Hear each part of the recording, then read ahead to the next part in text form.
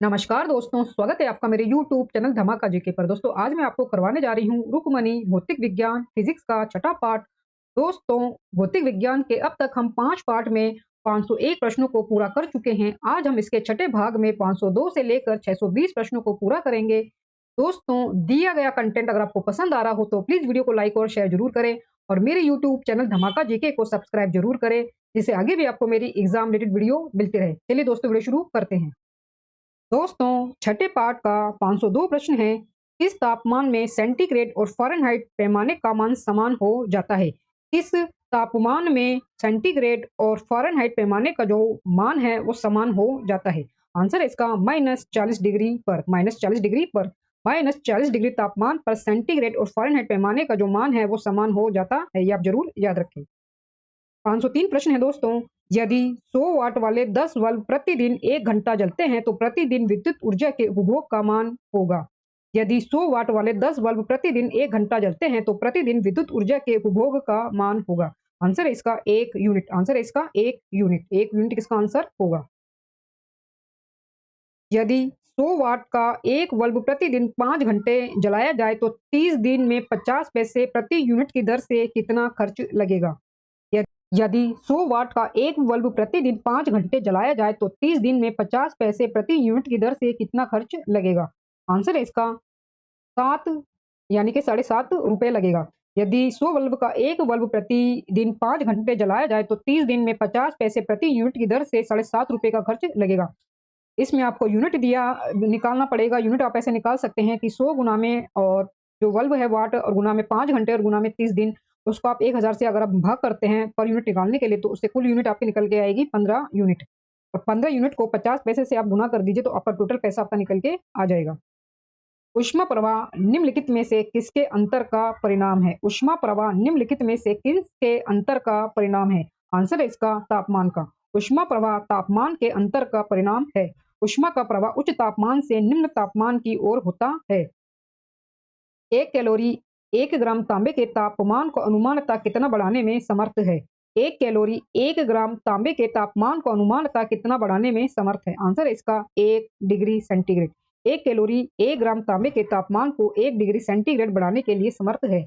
1 ग्राम जल को 1 degree Celsius ताप बढ़ाने के लिए आवश्यक ऊष्मा के परिणाम को कैलोरी कहते हैं। 1 ग्राम जल को 1 डिग्री सेल्सियस ताप बढ़ाने के लिए आवश्यक ऊष्मा के परिणाम को कैलोरी कहते हैं। 507 प्रश्न है दोस्तों। एक्स-रे का शोधक था। एक्स-रे का शोधक था। आंसर है इसका रोएंटजन। एक्स-रे की जो खोज है वो रोएंटजन के द्वारा की गई थी। रेडियो एक्टिविटी की खोज हेनरी बेक्यूरेल के द्वारा की गई थी। रेडियो एक्टिविटी की जो खोज है वो हेनरी बेक्यूरेल के द्वारा की गई थी। नेक्स्ट क्वेश्चन है दोस्तों। एक्स किरणें पार नहीं कर सकती। एक्स किरणें पार नहीं कर सकती। आंसर है इसका मानव अस्थि को। मानव अस्थि को एक्स-रे जो है वो पार नहीं कर सकती है। फ़ारेनहाइट पैमाने पर 98.6 डिग्री तापमान सेल्सियस पैमाने पर आंसर वो इसका 37 डिग्री सेल्सियस ही होगा। फ़ारेनहाइट पैमाने पर जो 98 डिग्री पॉइंट 6 जो है जो तापमान है वो सेल्सियस के पैमाने पर 37 डिग्री के बराबर ही होता है। ये आप ज़रूर याद रखें। प्रत्येक फोटॉन के साथ संबंध ऊर्जा कितनी होती है? प्रत्येक फोटॉन के साथ संबंध ऊर्जा कितनी होती है? आंसर है इसका एन। आंसर है इसका एन। प्रत्येक फोटॉन के साथ संबंध ऊर्जा एन होती है। परमाणु बम की खोज किसने की? परमाणु बम की खोज किसने की? आंसर है इसका ऑटो हॉर्न ने। ऑटो हॉर्न के द्वारा परमाणु बम की जो खोज है वो की गई थी। संघनन क्या है? संघनन क्या है? आंसर है इसका वाष्प का द्रव में परिवर्तन। वाष्प का द्रव में परिवर्तन। वाष्प का द्रव में परिवर्तन होना ही संघनन कहलाता है। पानी का वाष्प उत्सर्जन है। पानी का वाष्प उत्सर्जन है। आंसर है इसका ऊष्माशोषी परिवर्तन। पानी का वाष्प उत्सर्जन ऊष्माशोषी परिवर्तन है। निम्नलिखित कथनों को ध्यानपूर्वक पढ़िए। निम्नलिखित कथनों को ध्यानपूर्वक पढ़िए जिसमें कथन हमें दिया गया है। पहला कथन 100 डिग्री सेल्सियस पर उबलते हुए पानी व 100 डिग्री सेल्सियस पर भाप में ऊष्मा की मात्रा बराबर होती है। दूसरा कथन है कि बर्फ के पिघलने की गुप्त ऊष्मा जल के वाष्पीकरण की गुप्त ऊष्मा के बराबर होती है। तीसरा कथन है एयर कंडीशनर में ऊष्मा कमरे की वायु से इवोपरेटर कॉइल्स में ली जाती है और कंडेंसर कॉइल पर निकाल दी जाती है। आपसे पूछा गया है कि उपरोक्त कथनों में से कौन सा कथन सत्य है? तो आंसर है इसका केवल 3। केवल 3। केवल जो तीसरा कथन है वो इसमें सत्य है। केवल जो तीसरा कथन है वो इसमें सत्य है। एयर कंडीशनर में ऊष्मा कमरे की वायु से इवापोरेटर कॉइल्स में ली जाती है और कंडेंसर कॉइल पर निकाल दी जाती है। केवल यही कथन इसमें सत्य है। नेक्स्ट क्वेश्चन है दोस्तों, जब वाष्प द्रव में घनीभूत होता है तो आंसर है इसका यह ऊष्मा का निष्कासन करता है। जब वाष्प द्रव में घनीभूत होता है यानी कि संघनित होता है तो यह ऊष्मा का निष्कासन करता है। यह ऊष्मा का निष्कासन करता है। 516 प्रश्न है दोस्तों, यदि 0 डिग्री सेल्सियस पर बर्फ के टुकड़े को एक बर्तन में रखे पानी मिलाया जाता है जिसमें पानी 0 डिग्री सेल्सियस पर है, तो यदि 0 डिग्री सेल्सियस पर बर्फ के एक टुकड़े को एक बर्तन में रखे पानी में मिलाया जाता है जिसमें पानी जो है वो 0 डिग्री सेल्सियस पर ही है, तो आंसर है इसमें कोई बर्फ नहीं पिघलेगी। इसमें बर्फ जो है वो नहीं पिघलेगी। यदि 0 डिग्री सेल्सियस पर बर्फ के एक टुकड़े को एक बर्तन में मिलाया जाता है जिसमें पानी 0 डिग्री सेल्सियस पर ही है, तो बर्फ नहीं पिघलेगी, क्योंकि पानी का तापमान और बर्फ का तापमान इसमें समान है, तो समान तापमान पर जो बर्फ है वो नहीं पिघलती है। वायुमंडल की किस प्रकार की स्थिति को चक्रवात से प्रस्तुत किया जाता है? वायुमंडल की किस प्रकार की स्थिति को चक्रवात से प्रस्तुत किया जाता है? आंसर है इसका चारों ओर उच्च दाब से घिरा, केंद्र में निम्न दाब। चारों ओर उच्च दाब से घिरा, केंद्र में निम्न दाब। केंद्र में कम दाब की स्थापन होने पर बाहर की ओर दाब बढ़ता है। इस अवस्था में जो हवाएं हैं वो बाहर से भीतर की ओर चलती हैं। चक्रवात इसे कहा जाता है। तापमान में वृद्धि से प्रत्यास्थ मापों के मान, आंसर है इसका घटते हैं। ताप में वृद्धि से प्रत्यास्थ मापों के जो मान हैं वो घटते हैं। ताप बढ़ाने पर बर्फ का गलनांक, आंसर है इसका घटता है। ताप जो है वो बढ़ाने पर बर्फ का जो गलनांक है वो घटता है। प्रेशर बढ़ाने पर जो बर्फ का जो गलनांक है वो घटता है। 520 प्रश्न है दोस्तों, बायल के नियम का सूत्र है। बायल के नियम का सूत्र है, आंसर है इसका डी। आंसर है इसका डी। बायल के जो नियम का सूत्र है वो प्रेशर बराबर है व्युत्क्रम 1/v के। स्थिर ताप पर किसी गैस के नियत मात्रा का आयतन उसके दाब का व्युत्क्रमानुपाती या फिर उल्टा अनुपात होता है। 521 प्रश्न है दोस्तों, एक कृष्ण पिंड यानी कि ब्लैक बॉडी अवशोषित करता है। एक कृष्ण पिंड यानी कि ब्लैक जो बॉडी है यानी कि जो ब्लैक काली वस्तु है वो अवशोषित करता है। आंसर है इसका सभी तरंग दैर्ध्यों का विकिरण। एक कृष्ण पिंड या कोई काली वस्तु जो है वो सभी तरंग दैर्ध्यों का विकिरण अवशोषित करता है। सभी तरंग दैर्ध्यों का जो विकिरण है यानी कि जो प्रकाश है वो अवशोषित करता है। इनमें से कौन सा कथन सही है? इनमें से कौन सा कथन सही है? आपको कथन दिए गए हैं जिसमें जो कथन बी है वो आपका सही है। डायनेमो यांत्रिक ऊर्जा को विद्युत ऊर्जा में बदलता है एवं इलेक्ट्रिक मोटर विद्युत ऊर्जा को यांत्रिक ऊर्जा में बदलता है। यह जो कथन है ये आपका सही दिया गया है, बी। प्रकाश के लिए निम्नलिखित कथनों में से कौन सा गलत है? प्रकाश के निम्नलिखित कथनों में से कौन सा गलत है? आंसर है इसका यह निर्वात में से नहीं गुजर सकता है। यह जो निर्वात में से नहीं गुजर सकता है, प्रकाश निर्वात में से नहीं गुजर सकता है, यह कथन असत्य है। यानी कि जो प्रकाश है वो निर्वात में से भी गुजर सकता है। प्रकाशीय तेज निम्नलिखित सिद्धांत पर कार्य करता है। प्रकाशीय तेज निम्नलिखित सिद्धांत पर कार्य करता है।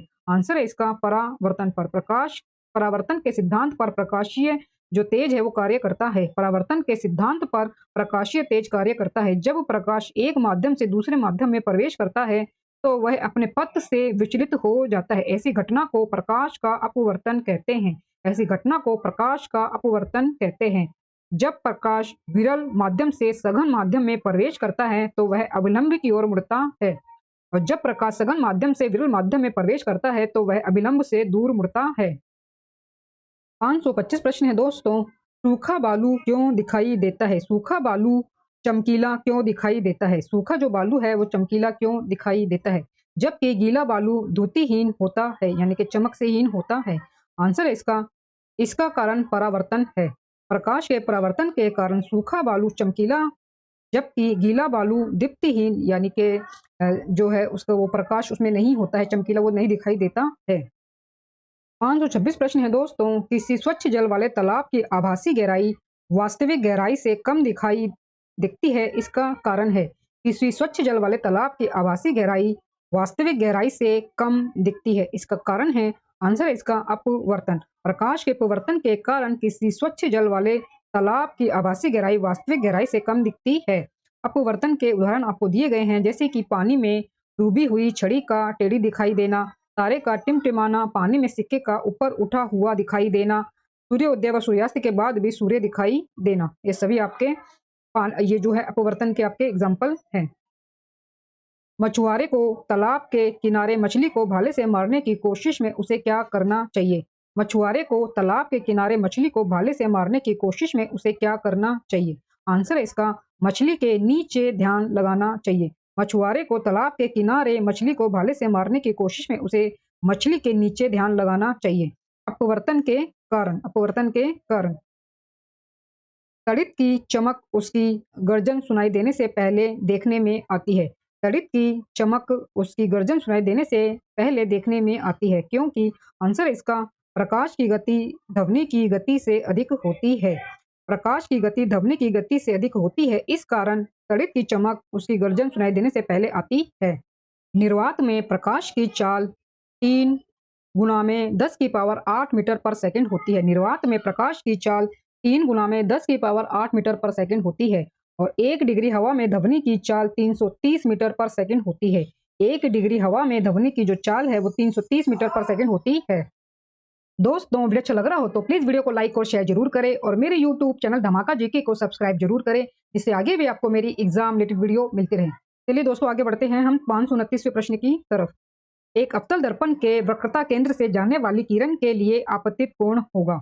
आंसर है इसका 0 डिग्री। एक अवतल दर्पण को वक्रता केंद्र से जाने वाली किरण के लिए आपतित कोण 0 डिग्री होता है। एक अवतल दर्पण को वक्रता केंद्र से जाने वाली किरण के लिए आपतित जो कोण है वो 0 डिग्री होता है। 530 प्रश्न है दोस्तों। जब कोई तरंग किसी दर्पण में से परावर्तित होती है तो परिवर्तन आता है उसके, आंसर है, आयाम में। जब कोई तरंग किसी दर्पण में से परावर्तित होती है तो परिवर्तन उसके आयाम में होता है। तो परिवर्तन उसके आयाम में होता है। किसी कंपनिक पिंड के अपनी माध्य स्थिति से अधिकतम विस्थापन को क्या कहा जाता है? किसी कंपनिक पिंड के अपनी माध्य स्थिति से अधिकतम विस्थापन को क्या कहा जाता है? आंसर है इसका आयाम। किसी कंपनिक पिंड के अपनी मध्य स्थिति से अधिकतम विस्थापन को आयाम कहा जाता है। सामान्यतः कुंजी का प्रयोग दो पुर्जों के बीच किस गति को रोकने के लिए किया जाता है? सामान्यतः कुंजी का प्रयोग दो पुर्जों के बीच किस गति को रोकने के लिए किया जाता है? आंसर है इसका घूर्णन। सामान्यतः कुंजी का प्रयोग दो पुर्जों के बीच घूर्णन गति को रोकने के लिए किया जाता है। 533 प्रश्न है दोस्तों। एक सूक्ष्म संयुक्त सूक्ष्मदर्शी में अभिदृश्यक व नेत्रिका की आवर्धन क्षमताएं क्रमशः M1 M2 है। सूक्ष्मदर्शी की आवर्धन क्षमता होगी। सूक्ष्मदर्शी की आवर्धन क्षमता होगी। आंसर है इसका M1 इंटू M2। एक संयुक्त सूक्ष्मदर्शी में अभिदृश्यक एवं नेत्रिका की आवर्धन क्षमता M1 M2 है, तो सूक्ष्मदर्शी की जो आवर्धन क्षमता है वो M1 इंटू में M2 होगी। एक खगोलीय दूरबीन में दूर की वस्तुओं के लिए कोणीय आवर्धन का परिणाम 5 है। अभिदृश्यक तथा नेत्रिका के बीच अंतराल 36 सेंटीमीटर है।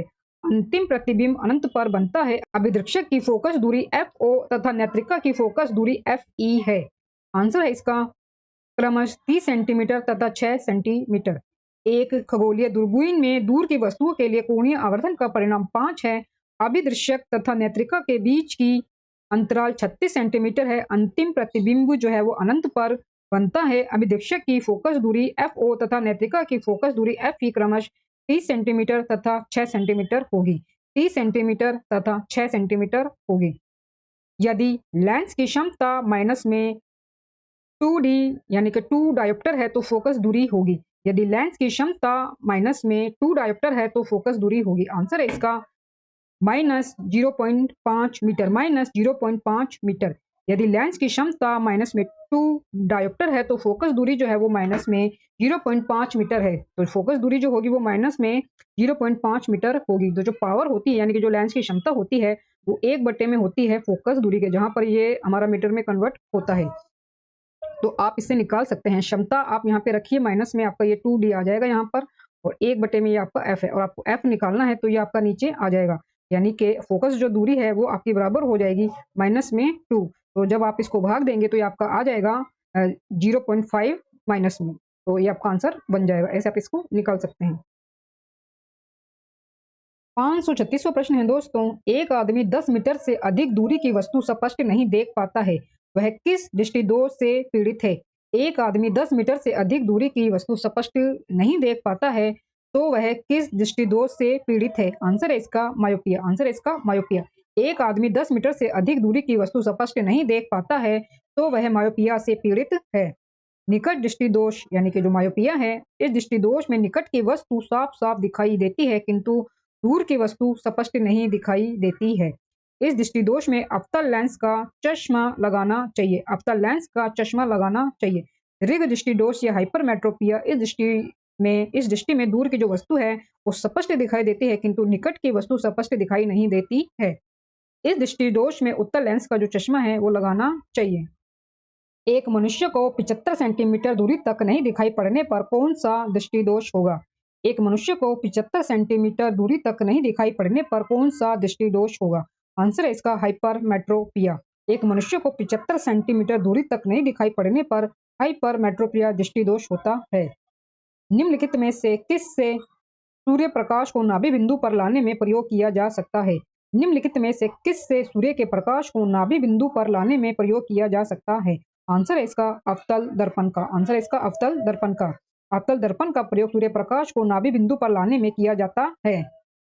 539वां प्रश्न है दोस्तों, एक समतल दर्पण द्वारा परावर्तित प्रकाश एक वास्तविक प्रतिबिंब का रूप ले सकता है। एक समतल दर्पण द्वारा परावर्तित प्रकाश एक वास्तविक प्रतिबिंब का रूप ले सकता है। आंसर इसका किसी भी परिस्थिति में नहीं। एक समतल दर्पण द्वारा परावर्तित प्रकाश किसी भी परिस्थिति में वास्तविक प्रतिबिंब का रूप नहीं ले सकता है। वास्तविक प्रतिबिंब का रूप नहीं ले सकता है। समतल दर्पण द्वारा बना प्रतिबिंब, आंसर होगा इसका आभासी होता है। समतल दर्पण द्वारा बना प्रतिबिंब आभासी होता है। दर्पण बनाने में निम्नलिखित में से किसे प्रयोग में लाया जाता है? दर्पण बनाने में निम्नलिखित में से किसे प्रयोग में लाया जाता है? आंसर है इसका सिल्वर नाइट्रेट को। सिल्वर नाइट्रेट को। दर्पण बनाने में सिल्वर नाइट्रेट का प्रयोग होता है। दर्पण बनाने में सिल्वर नाइट्रेट का प्रयोग होता है। 542वां प्रश्न है, एक दंत चिकित्सक दांत देखने के लिए छोटे अवतल दर्पण का प्रयोग करते हैं। यदि 3 सेंटीमीटर फोकस लंबाई का एक दर्पण दांत से 2 सेंटीमीटर की दूरी पर रखा गया हो तो प्रतिबिंब का आवर्धन क्या है? तो प्रतिबिंब का आवर्धन क्या है? आंसर है इसका 3। आंसर होगा इसका 3। एक दंत जो चिकित्सक है वो दांत देखने के लिए छोटे अवतल दर्पण का प्रयोग करते हैं। यदि उसे 3 सेंटीमीटर फोकस लंबाई का एक दर्पण दांत से 2 सेंटीमीटर की दूरी पर रखा गया है तो प्रतिबिंब का जो आवर्धन है वो 3 सेंटीमीटर होता है। 543वां प्रश्न है दोस्तों, एक समतल दर्पण पर आपाती किरण 60 डिग्री का कोण बनाती है तो परावर्तन कोण होगा।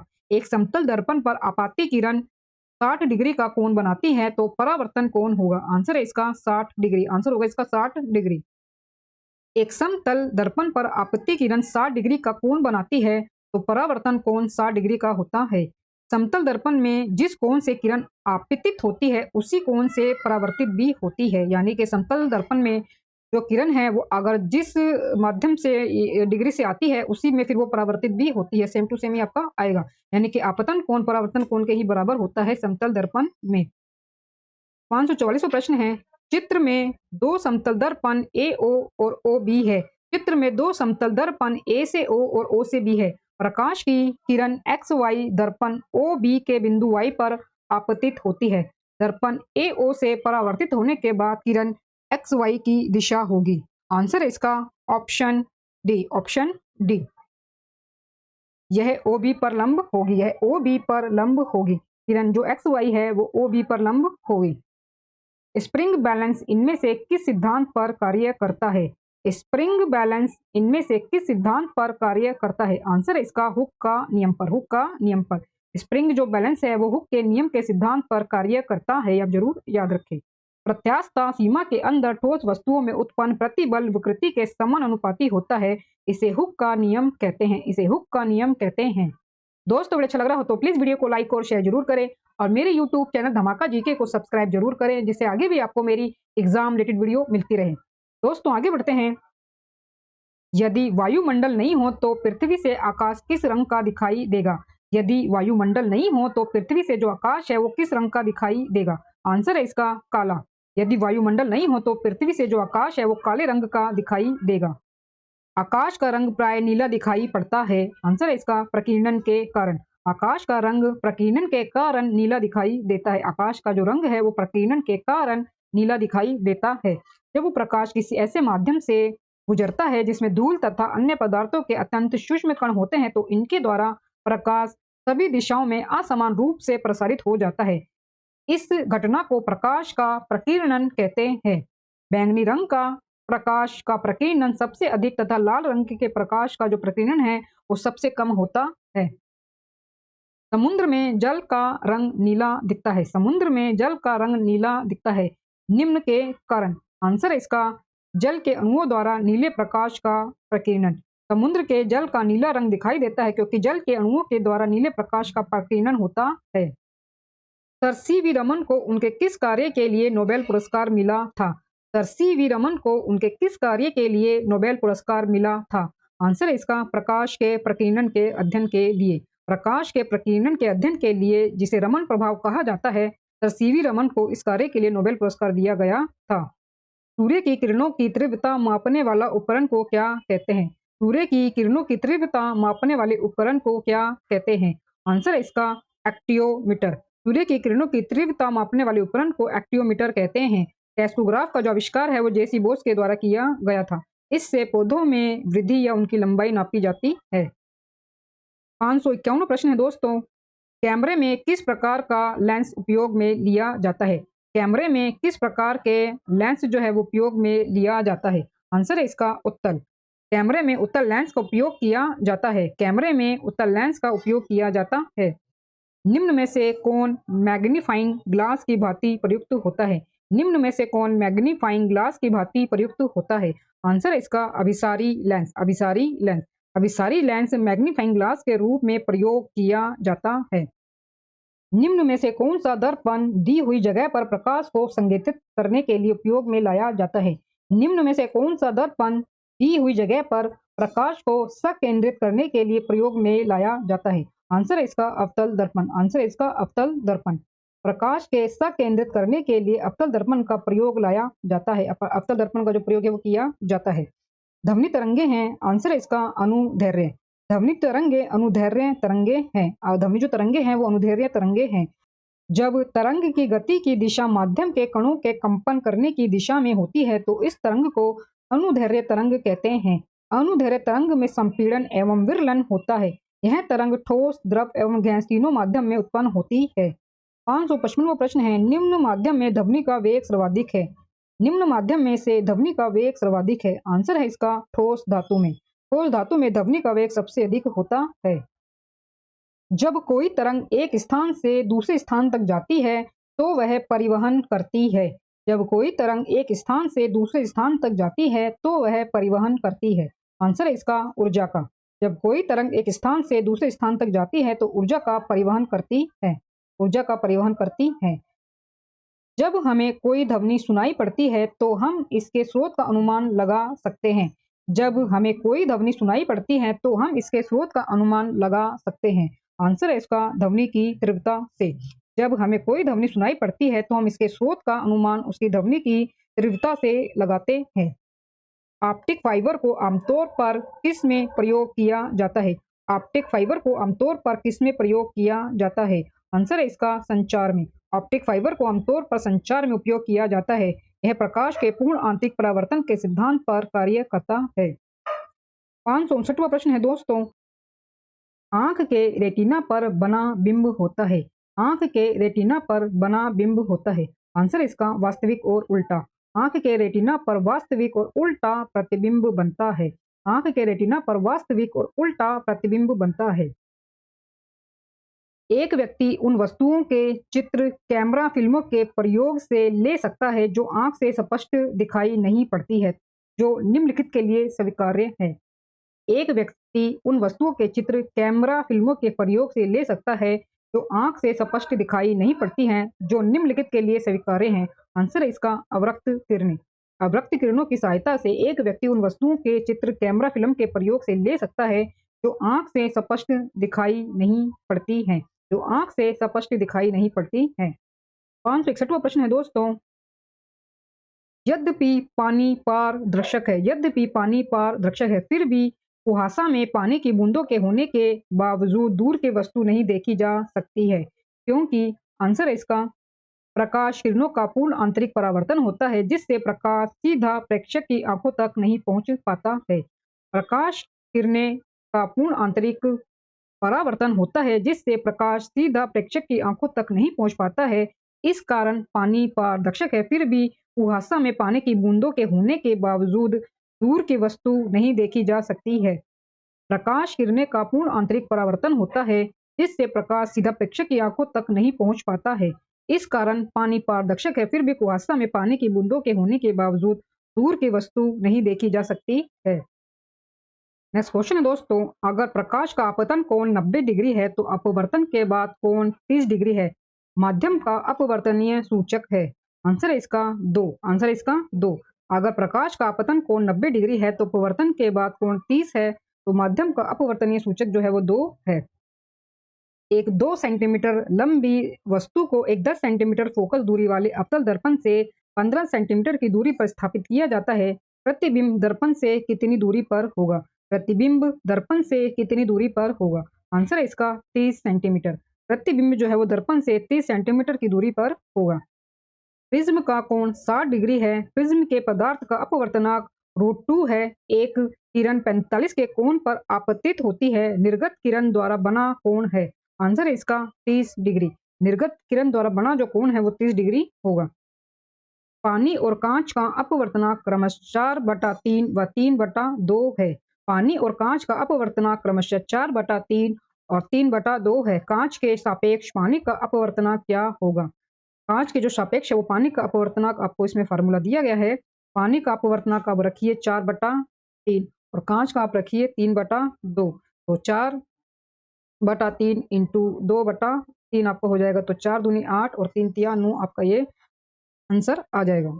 8/9। किस किरण से हवा का बुलबुला पानी के अंदर चमकता नजर आता है? किस कारण से हवा का बुलबुला पानी के अंदर चमकता नजर आता है? आंसर है इसका पूर्ण परावर्तन। प्रकाश के पूर्ण आंतरिक परावर्तन के कारण हवा का बुलबुला पानी के अंदर चमकता है। प्रकाश के पूर्ण आंतरिक परावर्तन के कारण हवा का बुलबुला पानी के अंदर चमकता है। नेक्स्ट क्वेश्चन दोस्तों, हम लोग सूर्य को वास्तविक सूर्योदय से पहले एवं सूर्यास्त के बाद देख सकते हैं। इसका कारण है। हम लोग सूर्य को वास्तविक सूर्योदय से पहले एवं सूर्यास्त के बाद देख सकते हैं। इसका कारण है। आंसर है इसका अपवर्तन। अपवर्तन के कारण सूर्य को वास्तविक सूर्योदय से पहले एवं सूर्यास्त के बाद देख सकते हैं। प्रतिध्वनि सुनाई देती है जब परावर्तक पृष्ठ का, आंसर हो इसका, क्षेत्रफल अधिक हो। प्रतिध्वनि सुनाई देती है जब परावर्तक पृष्ठ का क्षेत्रफल अधिक हो।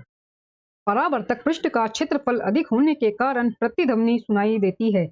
जो ध्वनि परावर्तक सतह से परावर्तित होने के बाद पुनः सुनाई देती है, उसे उस ध्वनि की प्रतिध्वनि कहते हैं। उसे उस ध्वनि की प्रतिध्वनि कहते हैं।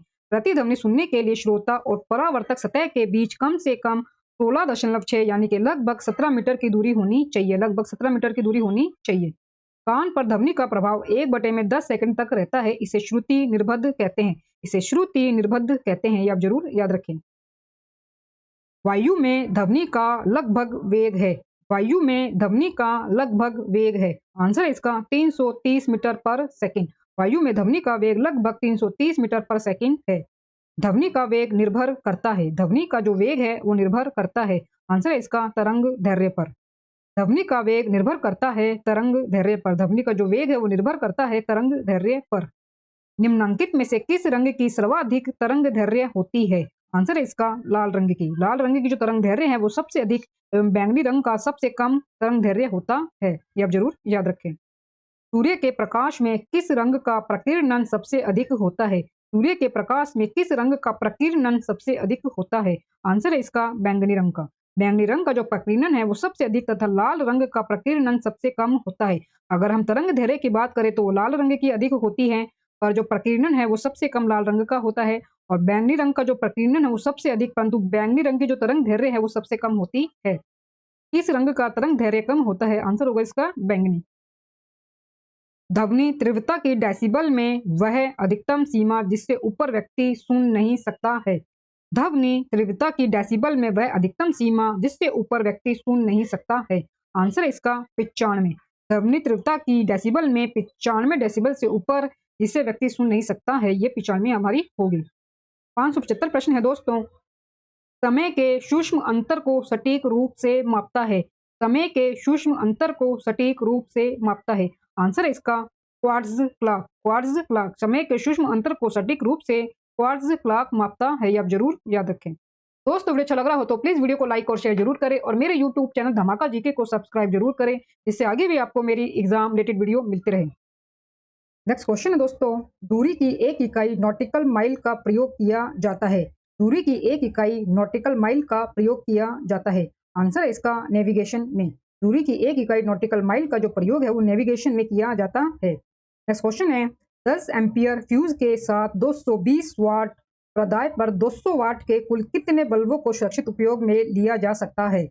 10 एम्पियर फ्यूज के साथ 220 वाट प्रदाय पर 200 वाट के कुल कितने बल्बों को सुरक्षित उपयोग में लिया जा सकता है। आंसर है इसका 11। आंसर है इसका 11। 11 बल्बों को सुरक्षित उपयोग में लाया जा सकता है। 11 बल्बों को सुरक्षित उपयोग में लिया जा सकता है। यहाँ पर पावर हमारा होता है आई गुना में वी, आई गुना में वी। तो आई हमें दे रखा है 10 एम्पियर का और जो हमें वाट दिया है 220 का, तो 10 इंटू में 220 बराबर होगा हमारा 2200 वाट, और 2200 वाट को हम 200 से इसमें भाग करेंगे तो हमारा कुल आ जाएगा 11 बल्ब। कुल हमारे बल्ब आ जाएंगे 11। नेक्स्ट है, एक ओर बंद तथा दूसरी ओर से खुली एक पाइप देगी। एक ओर से बंद तथा दूसरी ओर से खुली एक पाइप देगी। आंसर है इसका सभी विषम हार्मोनिक्स। सभी विषम हार्मोनिक्स। एक ओर से बंद तथा दूसरी ओर से खुली एक पाइप सभी विषम हार्मोनिक्स देती हैं।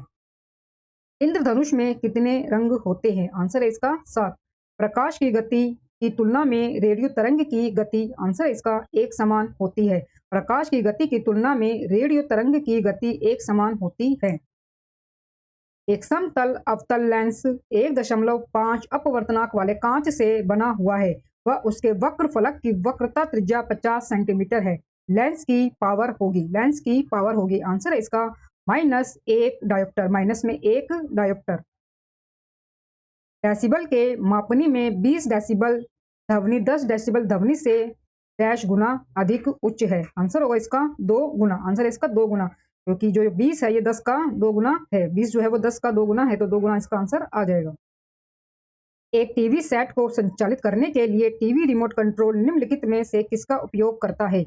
एक टीवी सेट को संचालित करने के लिए टीवी रिमोट कंट्रोल निम्नलिखित में से किसका उपयोग करता है। आंसर है इसका सूक्ष्म तरंगों का। आंसर है इसका सूक्ष्म तरंगों का। टीवी सेट के रिमोट कंट्रोल में सूक्ष्म तरंगों का उपयोग होता है। टीवी सेट के रिमोट कंट्रोल में सूक्ष्म तरंगों का उपयोग होता है। पीली रोशनी में एक गहरी नीली वस्तु कैसी दिखाई देगी। पीली रोशनी में एक गहरी नीली वस्तु कैसी दिखाई देगी। आंसर है इसका काली। आंसर होगा इसका काली। पीली रोशनी में एक गहरी नीली वस्तु जो है वो काली दिखाई देती है। फोटोग्राफी में उपयोग किया गया प्रकाश संवेदी यौगिक है। फोटोग्राफी में उपयोग किया गया प्रकाश संवेदी यौगिक है। आंसर है इसका सिल्वर ब्रोमाइड। फोटोग्राफी में उपयोग किया गया प्रकाश संवेदी यौगिक सिल्वर ब्रोमाइड है, ये आप जरूर याद रखें। फोटोग्राफी में उपयोगी हाइपो रासायनिक रूप क्या है। आंसर है इसका सोडियम थायोसल्फेट। फोटोग्राफी में उपयोग हाइपो सोडियम थायोसल्फेट है। इसका रासायनिक सूत्र Na2S2O3 इंटू 5H2O होता है। 5H2O होता है। निम्नांकित में से कौन सा या कौन से कथन सही है। निम्नांकित में से कौन सा या कौन से जो कथन है वो सही है। हमें कथन दिए गए हैं, अवतल दर्पण कभी भी सीधा वास्तविक प्रतिबिंब नहीं बनाता। दूसरा कथन है, अवतल दर्पण कभी सीधा वास्तविक प्रतिबिंब नहीं बनाता। उत्तल दर्पण कभी सीधा वास्तविक प्रतिबिंब नहीं बनाता। तीसरा कथन है, अवतल दर्पण कभी भी आभासी प्रतिबिंब नहीं बनाता। अवतल दर्पण कभी भी आभासी प्रतिबिंब नहीं बनाता। आंसर है इसका केवल एक और जो दो कथन हैं वो सही होंगे। एक और जो दो कथन हैं वो सही होंगे। अवतल दर्पण सीधा एवं वास्तविक प्रतिबिंब नहीं बनाता है और उत्तल दर्पण कभी सीधा एवं वास्तविक प्रतिबिंब नहीं बनाता है। डैश से होकर गुजरने पर प्रकाश की गति धीमी होती है। डैश से होकर गुजरने पर प्रकाश की गति धीमी होती है, यानी कि किस से होकर गुजरने पर प्रकाश की गति धीमी होती है। आंसर होगा इसका कांच।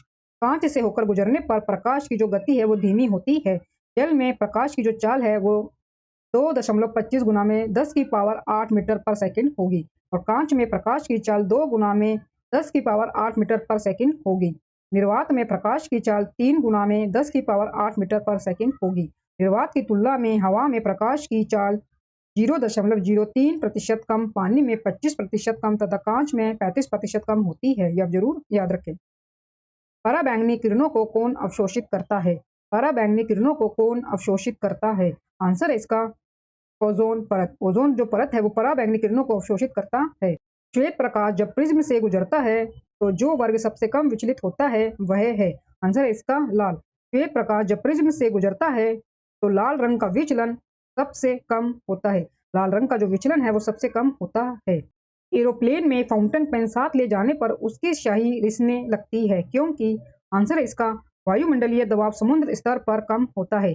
एरोप्लेन में फाउंटेन पेन साथ ले जाने पर वायुमंडलीय दबाव समुद्र स्तर पर कम होने के कारण स्याही रिसने लगती है। स्याही जो है वो वायुमंडलीय दबाव समुद्र स्तर पर कम होने के कारण स्याही रिसने लगती है। 592 प्रश्न है दोस्तों, इको साउंडिंग एक तकनीक है जिसका प्रयोग, इको साउंडिंग एक तकनीक है जिसका प्रयोग, आंसर है इसका सागर की गहराई को मापने में किया जाता है। सागर की गहराई को मापने में इको साउंडिंग एक तकनीक का प्रयोग जो है वो किया जाता है। सागर को गहराई को मापने में इको साउंडिंग एक तकनीक है। नेक्स्ट है दोस्तों 593 प्रश्न, एसआई पद्धति में लेंस की शक्ति इकाई क्या है? एसआई पद्धति में लेंस की शक्ति इकाई क्या है? आंसर है इसका डायोप्टर। एसआई पद्धति में लेंस की शक्ति इकाई डायोप्टर है।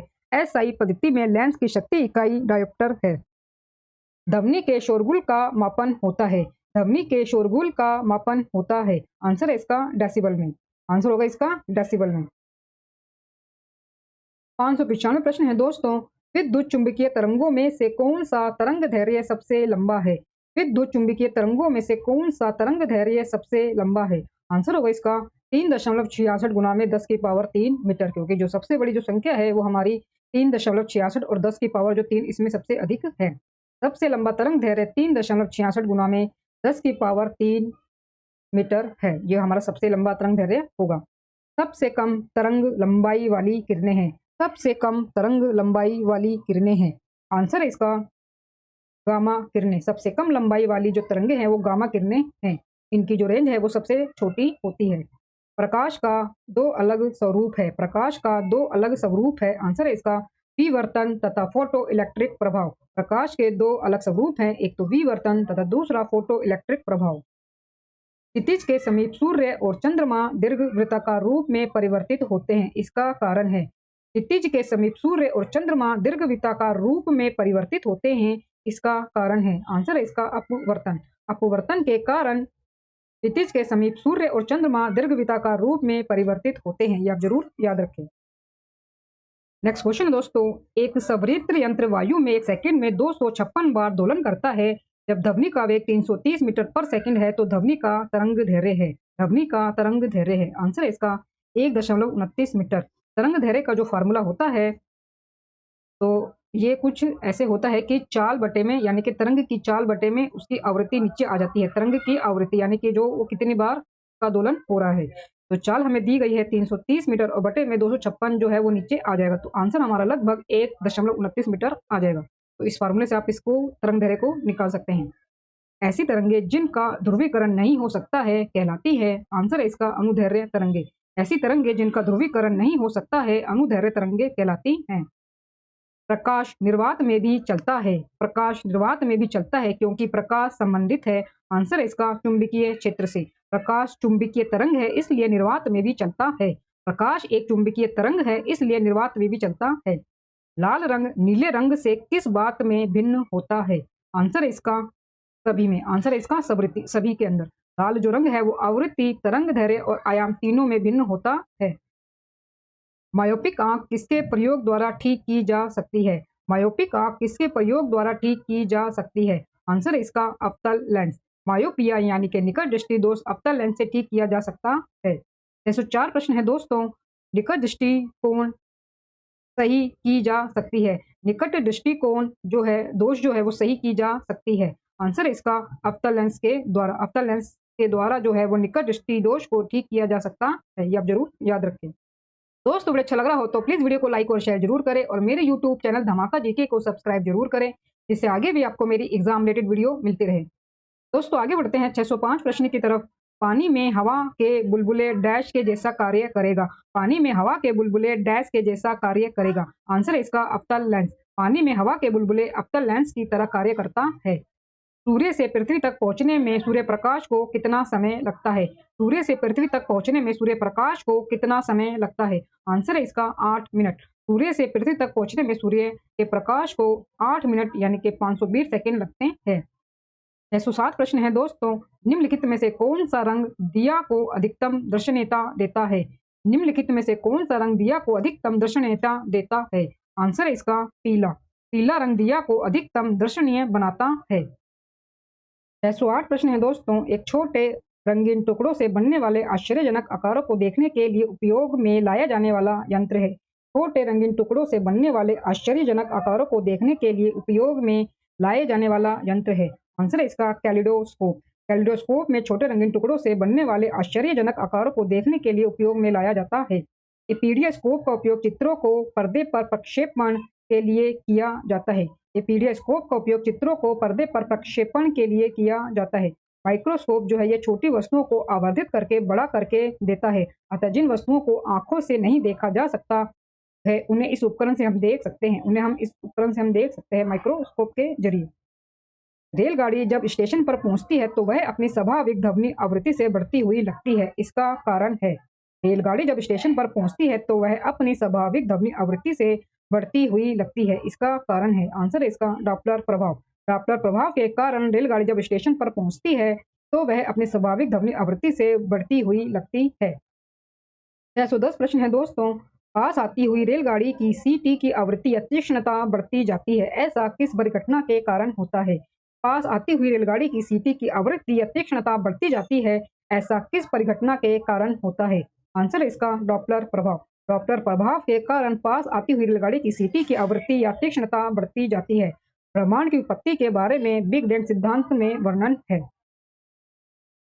यदि एक लड़का रफ्तार से बढ़ रही ट्रेन में बैठा हुआ है एवं एक गेंद हवा में फेंकता है तो आंसर है इसका गेंद जो है वो उसके हाथ में गिरेगी। यदि एक लड़का समान रफ्तार से बढ़ रही ट्रेन में बैठा हुआ है एवं एक गेंद को हवा में फेंकता है तो गेंद उसके हाथ में गिरेगी। यह घटना जड़त्व के नियम के कारण होती है। यह जो घटना है ये जड़त्व के नियम के कारण होती है, ये आप जरूर याद रखें। 612 प्रश्न है दोस्तों, एक ट्यूब लाइट उसी वाट के बल्ब की रोशनी से क्यों ज्यादा शीतल महसूस होता है? एक ट्यूब लाइट उसी वाट के बल्ब की रोशनी से क्यों ज्यादा शीतल महसूस होता है? आंसर है इसका सी। आंसर होगा इसका सी। ट्यूब में टंगस्टन का उपयोग नहीं किया जाता है। ट्यूब में टंगस्टन का उपयोग नहीं होता है जिसके कारण ऊष्मा कम उत्पन्न होती है। जिसके कारण जो ऊष्मा है वो कम उत्पन्न होती है। स्थिर तापमान पर कंडक्टर में वहनशील तरंग दोनों छोरों के बीच के महत्वपूर्ण अंतर के अनुपात में है, इसको कहा जाता है। स्थिर तापमान पर कंडक्टर में वहनशील तरंग दोनों छोरों के बीच के महत्वपूर्ण अंतर के अनुपात में है, इसको कहा जाता है। आंसर है इसका ओम का नियम। स्थिर तापमान पर कंडक्टर में वहनशील तरंग दोनों छोरों के बीच के महत्वपूर्ण अंतर के अनुपात में है, इसको ओम का नियम कहा जाता है। विद्युत के चुंबकीय प्रभाव फैराडे का नियम कहलाता है।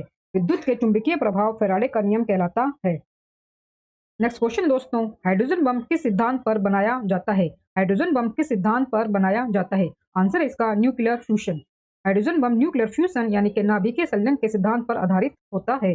परमाणु जो बम है वो न्यूक्लियर फ्यूजन यानी कि नाभिकीय विखंडन के सिद्धांत पर आधारित होता है। नेक्स्ट क्वेश्चन दोस्तों, एक तरंग की आवृत्ति 120 हर्ट्ज है, यदि तरंग की चाल 480 मीटर पर सेकंड हो तो उसकी तरंग दैर्घ्य होगी। आंसर है इसका 4 मीटर। आंसर है इसका 4 मीटर।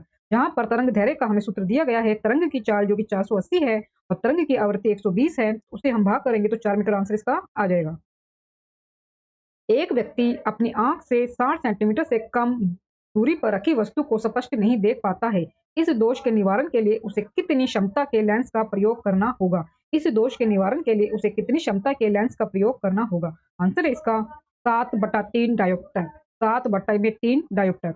लेंस की जो क्षमता का जो प्रयोग होगा वो 7/3 डायोप्टर होगा। इसमें हम लेंस का फार्मूला लगा देंगे दोस्तों कि 1 में जो एफ है वो 1 में वी और माइनस में 1 में यू, ये यहाँ पे हम रख लेंगे। जहाँ पर जो वी है वो हमें 60 दिया गया है और जो यू है वो हमारा माइनस में 25 होगा। तो आप इसको ऐसे कर सकते हैं कि 1 में जो एफ है वो मेरा बराबर होगा 1 में माइनस में 60 और माइनस में 1 में माइनस में 25। तो इसको आप एलसीएम लेके सोल्व कर सकते हैं। 60 और -60 और -25 का आप एलसीएम लेके आप इसको सोल्व कर सकते हैं, तो आपका आंसर ये आ जाएगा। 617 प्रश्न है दोस्तों, प्रकाश तरंग है। आंसर है इसका अनुप्रस्थ। प्रकाश जो तरंगे है वो अनुप्रस्थ तरंगे हैं। जब तरंग गति की दिशा माध्यम के कणों के कंपन करने की दिशा में लंबवत होती है तो इस तरंग को अनुप्रस्थ तरंग कहते हैं। पानी की सतह पर उत्पन्न तरंग अनुप्रस्थ तरंग है। ये आप जरूर याद रखें कि जो पानी की सतह पर उत्पन्न तरंगे होती हैं वो अनुप्रस्थ तरंगे होती है। ल्यूमेन किसका मात्रक है? ल्यूमेन किसका मात्रक है? आंसर है इसका ज्योति फ्लक्स का। ल्यूमेन जो है वो ज्योति फ्लक्स का मात्रक है। तरंग दैर्ध्य का मात्रक हर्ट्ज है। तरंग दैर्ध्य का मात्रक है हर्ट्ज। 619 प्रश्न है दोस्तों। अपारदर्शी वस्तु का रंग इनमें से रंग के किस अवस्था के कारण होता है? अपारदर्शी वस्तु का रंग इनमें से रंग के किस अवस्था के कारण होता है? आंसर है इसका परावर्तन। अपारदर्शी वस्तु का जो रंग है वो परावर्तन के कारण होता है। आप जरूर याद रखें कि अपारदर्शी वस्तु का जो रंग है वो परावर्तन के कारण होता है। दोस्तों ये हमारा अंतिम प्रश्न है रुक्मणी भौतिक विज्ञान पार्ट 6 का। लकड़ी का एक टुकड़ा पानी में तैरता है, यदि पानी को गर्म किया जाए तो टुकड़े के साथ इनमें से क्या होगा? लकड़ी का एक टुकड़ा पानी में तैरता है, यदि पानी को गर्म किया जाए तो टुकड़े के साथ इनमें से क्या होगा? आंसर इसका थोड़ा उठ जाएगा। थोड़ा उठ जाएगा। लकड़ी का एक टुकड़ा पानी में तैरता है, यदि पानी को गर्म किया जाए तो लकड़ी का टुकड़ा थोड़ा ऊपर उठ जाएगा। तो लकड़ी का जो टुकड़ा है वो थोड़ा सा ऊपर उठ जाएगा। दोस्तों इसी अंतिम प्रश्न के साथ रुक्मणी भौतिक विज्ञान का पार्ट 6 हमारा पूरा होता है।